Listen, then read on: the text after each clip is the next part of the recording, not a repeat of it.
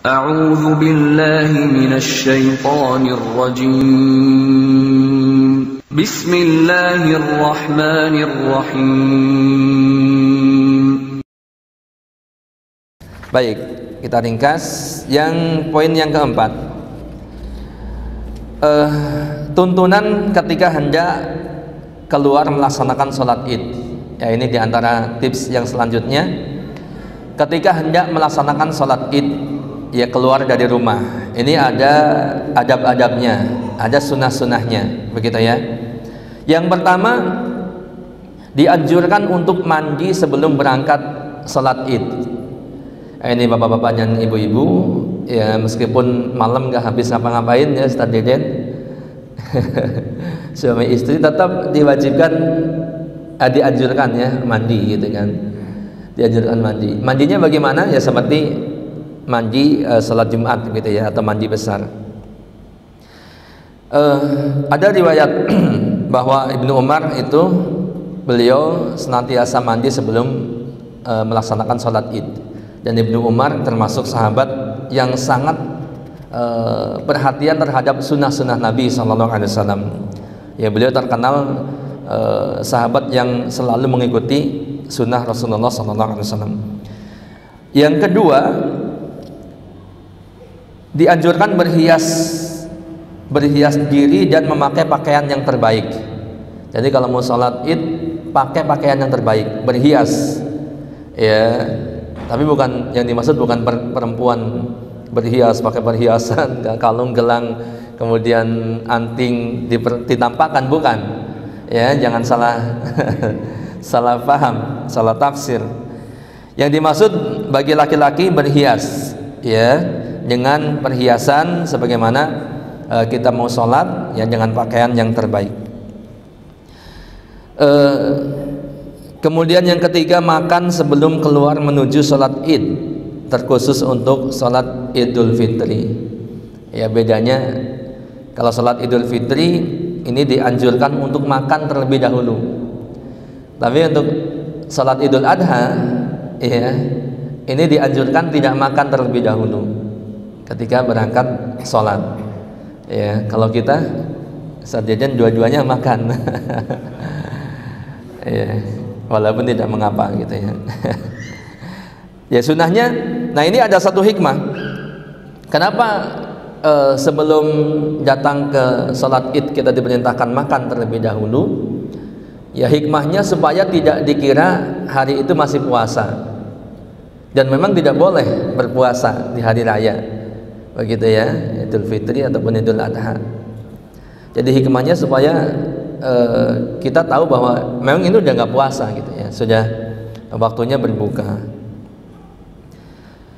Baik, itu diantara hikmahnya, ringkasnya. Kemudian yang keempat, bertakbir ketika keluar hendak menuju tempat sholat.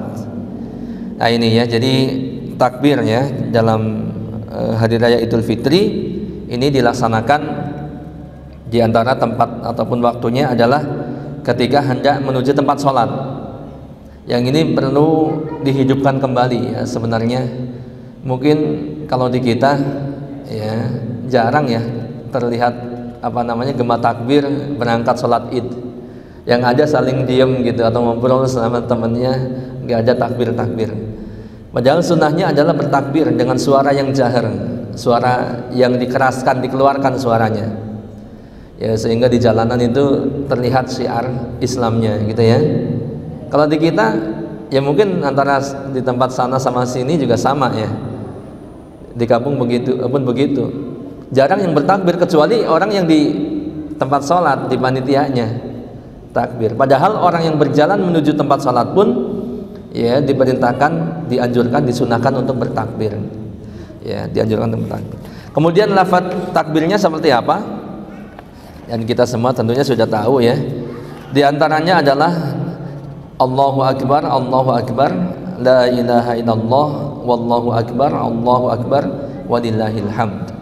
Allahu Akbarnya 2 kali. Ya, ini diantara satu riwayat gitu ya. Jadi kalau mau kita lagamkan biasanya kan Allahu Akbar, Allahu Akbar, La ilaha illallah wallahu akbar, Allahu akbar walillahil hamd. Gitu ya. Jadi kayak udah lebaran nih Pak Didin.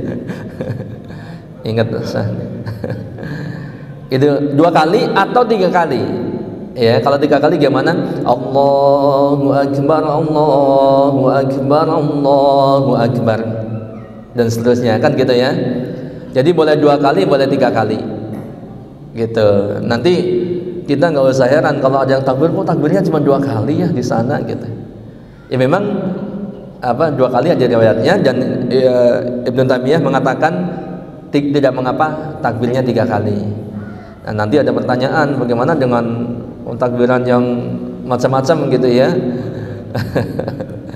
Nah, itu di luar ini ya, tidak perlu dilakukan. Cukup dengan apa yang ada riwayatnya gitu ya. Nah, kemudian yang kelima, adab keluar untuk melaksanakan sholat ya, menyuruh wanita dan anak kecil untuk berangkat sholat id. Jadi bapak-bapak dan termasuk ibu-ibu ya, bapak-bapak kan bertanggung jawab kepada yang ditanggungnya, dari perempuan, istrinya dan anak-anaknya diperintahkan untuk sholat ya, termasuk ibu-ibunya kepada anak kecilnya atau bapak-bapaknya juga memerintahkan mereka untuk berangkat. Jangan dilarang, kamu masih kecil nggak usah berangkat gitu ya. Padahal udah SMP bukan kecil. Jadi diperintahkan ya perempuan dan juga anak-anak untuk berangkat ke tempat sholat ya.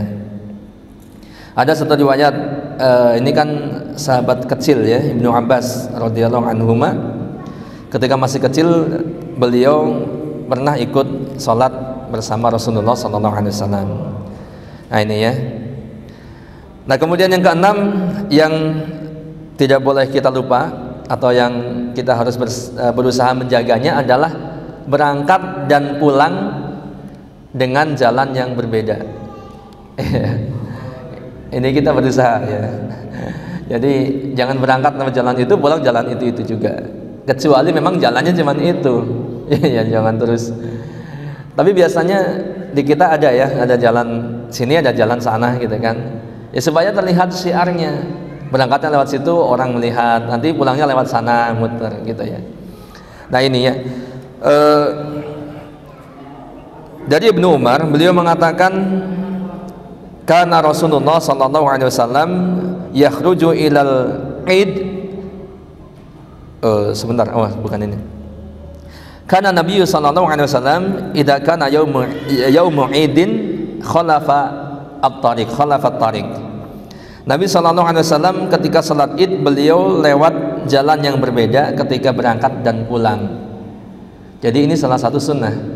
Kalau kita mengikuti ini dalam rangka mengikuti sunnah Nabi, maka kita mendapat pahala besar. Ya jangan dianggap enteng, sunnah itu ya ada pahala besar. Bahkan akan dijamin ampunan oleh Allah Subhanahu wa taala. Ya, sebagai bentuk cinta kita kepada Rasulullah sallallahu alaihi wasallam juga ya.